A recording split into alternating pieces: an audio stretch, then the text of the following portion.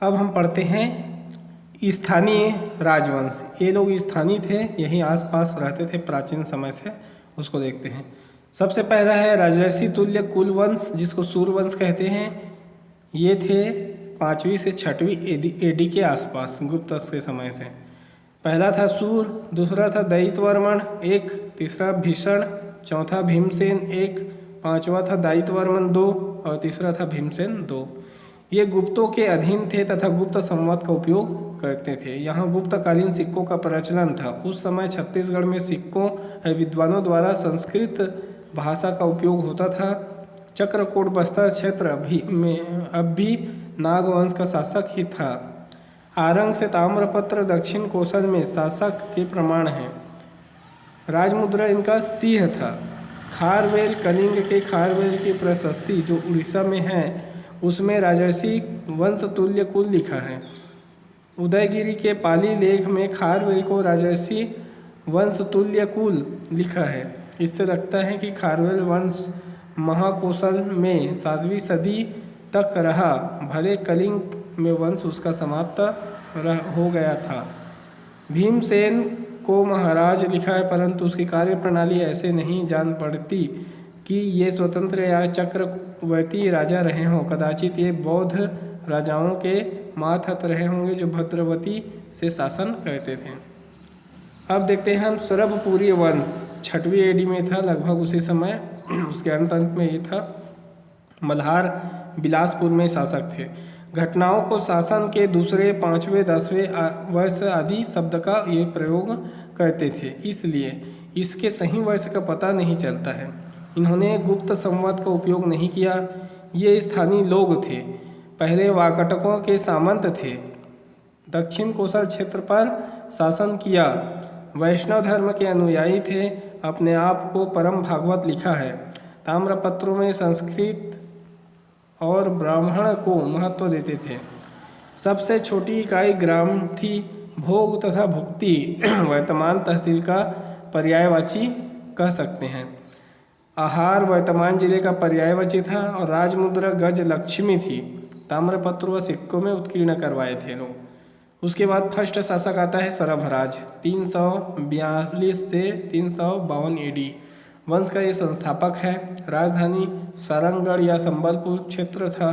क्षेत्र पश्चिम उड़ीसा, रायगढ़, महासमुंद, गरियाबंद, मल्हार और बिलासपुर तक इसका फैला था। अपना सिक्का जारी किया, जिसमें पहली बार प्राकृत के स्थान पर संस्कृत भाषा का प्रयोग हुआ। नरेंद्र जो था वो सरभराज का पुत्र था। शासन के तीसरे वर्ष पीपर दुला ताम्रपत्र को जारी किया। पांडुलिपि ताम्रपत्र कुरु धमतरी में शासन के 24वें वर्ष लिखवाया था। राज्य का विस्तार किया। रायपुर, राजिम, शिवरीनारायण, सारंगगढ़, सोनपुर उड़ीसा क्षेत्र में।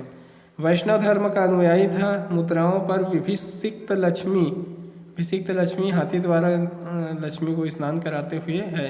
गुप्त संवत का उपयोग इन्होंने नहीं किया। उसके बाद आता है तीसरा प्रसन्न मात्र, 460 से 480 एडी। प्रसन्नपुर नामक शहर बसाकर अपनी राजधानी बनाया।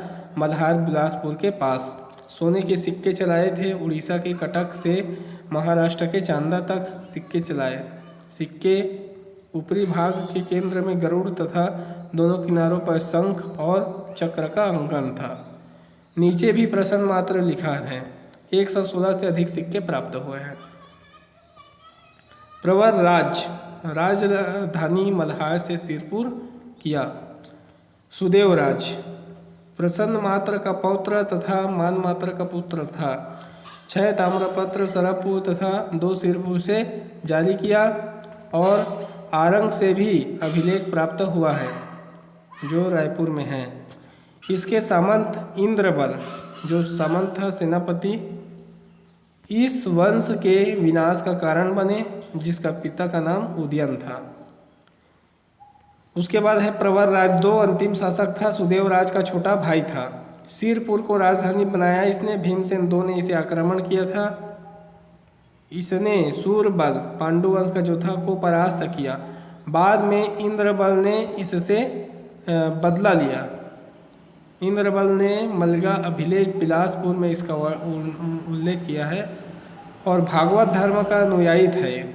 इंद्रबल द्वारा मार डाला गया और इस वंश का अंत हो गया और उसके बाद फिर पांडुवंश शुरू होता है। पांडुवंश का समय था 7वीं से 6वीं से 7वीं एडी लगभग। उसके बाद अमरकंटक क्षेत्र, जिसको सोम क्षेत्र कहते थे, वहाँ पर शासन था।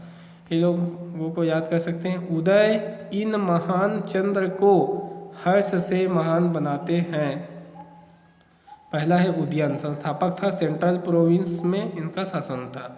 उसके बाद आता है इंद्रबल, उदयन का पुत्र था, प्रथम पांडुवंशी जो दक्षिण कौशल पर शासन किया। भरत बल भी था नाम इसका, अमरार्य की राजकुमारी प्रकाशा से विवाह हुआ था, संभवतः सरभपुरी वंश का था। इसके पुत्र ईशान देव ने खरौत का लक्ष्मणेश्वर मंदिर बनवाया, 1 लाख चावल जिससे संबंधित है। इंद्रपुर खरौद की स्थापना इंद्रबल ने ही की थी। पहले सुदेव राज के यहाँ नौकरी की, प्रवर राज को परास्त किया और गद्दी पाया। नंददेव 4 भाइयों में से स्वयं राजा बना, बाकी को मंडलाधिपति बना दिया। महाशिव तिवर देव मंडलों की स्वतंत्रता को खत्म किया और मंडलों का एकीकरण किया। सकल कौशलाधिपति की उपाधि धारण की। पांडुवंश का उत्कर्ष काल माना जाता है। सरगुजा जबलपुर संबलपुर की ओर आक्रमण किया था और वर्णन इसका ताम्रपत्रों में है। महाशिव तिवर राजिम एवं बालों से प्राप्त हुआ। मुद्रा में है तिवर देव जो कि राज मुद्रा में गरुड़ उत्कीर्ण था। वैष्णव धर्म का अनुयायी था और माघ वर्मण 1 से युद्ध करते ये मारा गया। उसके बाद आता है नंदराज। नंदराज 2 भी कहलाता है। कौशलाधिपति की उपाधि इसने भी धारण की। तिवर देव का पुत्र था। अड़भार ताम्रपत्र से ज्ञान होता है। महानंद राज भी कहलाता है। विष्णु परम भक्त था ये। इसका सामंत देवरक्षित था। चंद्रगुप्त तिवर देव का छोटा भाई था। हर्षगुप्त चंद्रगुप्त का पुत्र थे। मगध की राजकुमारी वाष्टा से इसका विवाह हुआ।